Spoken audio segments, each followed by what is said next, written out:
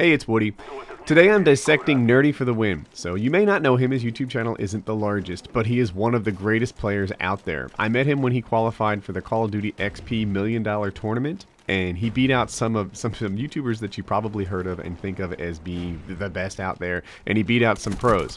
To get into the tournament, you had to qualify in TDM, get so many kills, and he just crushed it. So one of the things I noticed off the start is how aggressive he is. This guy goes in there, gets into the enemy spawn, and starts shooting them all in the back.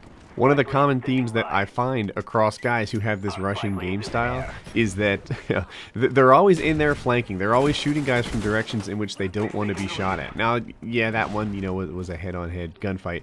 But by and large, right, they manage to get these guys. They shoot them in the back. They shoot them in the side. And they're using their mobility as a way to get gunfights where the other guys weren't even ready for it, where the other guys are shot on the side wondering what the heck happened to him. He's in here pushing the action and making that so. This little piece in front of him didn't make out, but I really liked the idea, and there's a spot later where it does. He's making sure that all these gunfights are at minimal risk to himself. Watch this set right here. There's the noob, runs in front, heads out that door, and that noob is dead. Right?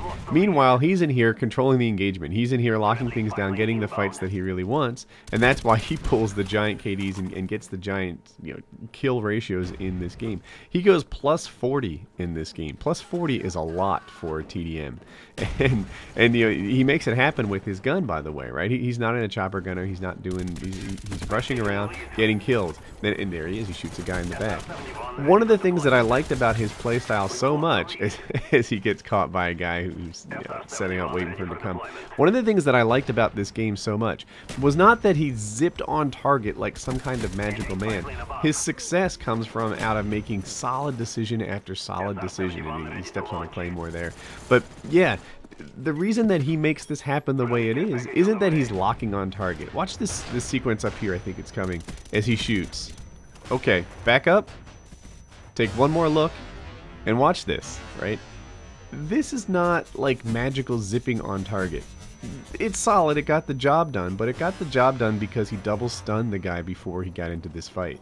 Some guys may look at that and say, like, oh yeah, he's not, whatever, doing something so amazing. But I look at it and think, in a whole different way. He is doing something so amazing, but what's extra inspiring about this is that we could do something this amazing perhaps too if we just learned the decision making that he does. That sequence he had up there, do you stand up there and shoot the guys in top glass? You probably do because you're YouTube fans, and YouTube fans tend to be really into Call of Duty and play well.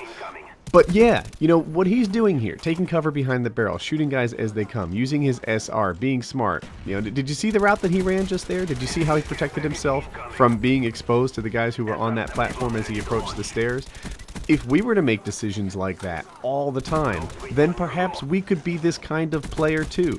That's the most that is what I love about this gameplay so much. It's not that he zips and snaps on the target like some sort of human aimbot at 10 sensitivity. Instead, this man is doing the right things all the time, except right now. I love you, baby. Watch these next couple gunfights that he arranges for himself. And by the way, these are all SRs that he earned that come up. Shoots that guy in the side. Shoots that guy in the side. These guys weren't even shooting back. He's doing stun checks there because that's where they spawn. Knowing that the spawn is flipped, shoots this guy in the side. And here he gets into his first, head-on-head gunfight. He wins it and he's hurt. So what does he do? He waits before he jumps down. He doesn't want to take that damage. He doesn't want, some sort of suicide mistakes are made style problem going on there. He gets on his horse and he runs. And what you're going to see coming up in this next sequence is the power of the silencer. He has a silenced commando, I think this is, and he uses it to the fullest, right? Shoots this guy in the side. Nobody knows he's there because he's silenced. He's not on the mat. Shoots this guy on the side. Nobody knows he's there. But he knows exactly where this spawn is, and it's like a noob factory, just pumping out noob after noob for a guy like this guy. to own repeatedly. And now he has another SR in his pocket, shoots this guy in the back.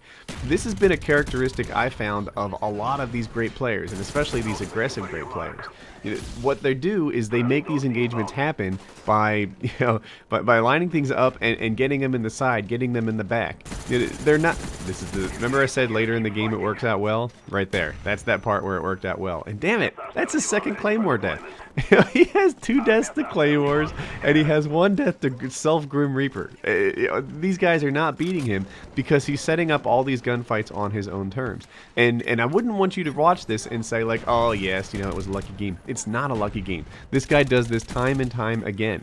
He's in there, and this is how you get into the COD XP tournament. You go into team deathmatch and you rule, and you can rule in more way than one. Some guys do it with aim. Some guys do it just by being smarter than everybody else playing this game.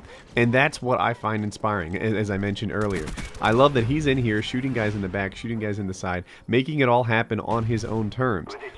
If we could all play like this, then we'd all get games like this pretty often, like he does.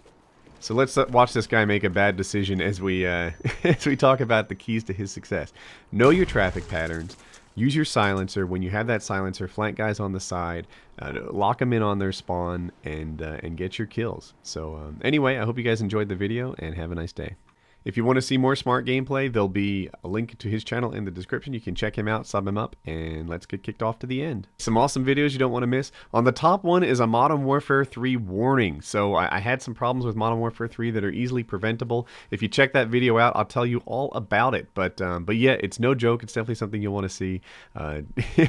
Don't lose all your stats and get your stuff reset like it happened to me. And at the bottom one, I share my impressions of Modern Warfare 3, how the game plays, I talk about the single player campaign, Spec Ops, and of course multiplayer. So yeah, 2 good videos. I'm pretty happy with the stuff I put out recently. So yeah, surprise video on the right. If you enjoy this stuff, subscribe at the top. I'll be giving out all sorts of hints and tips based on what I've learned in Modern Warfare 3 so far, and t-shirts, Facebook, Twitter at the bottom.